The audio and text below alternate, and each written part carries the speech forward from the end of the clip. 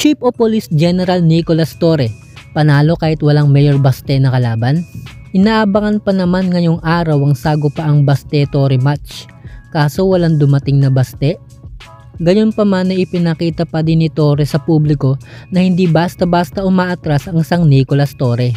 Mahigit 16 million nang nalikom sa charity boxing ni General Torre para sa mga nasalanta. Kahit hindi natuloy ang inaabangang boxing nila, ay umani pa rin ng tagumpay ang Boxing for a Cause, laban para sa nasalanta. 16.3 million.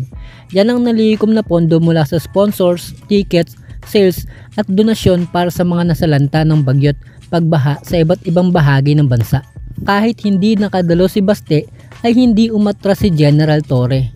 Sumampa pa rin siya sa ring, bitbit ang advokasya ng makataong serbisyo ng kapulisan. Ayon sa organizers, ang buong halaga ay direktang mapupunta sa disaster relief and recovery efforts para sa mga apektadong pamilya. Walang suntukan pero may tulungan, ani ng ilan sa mga manonood ng event.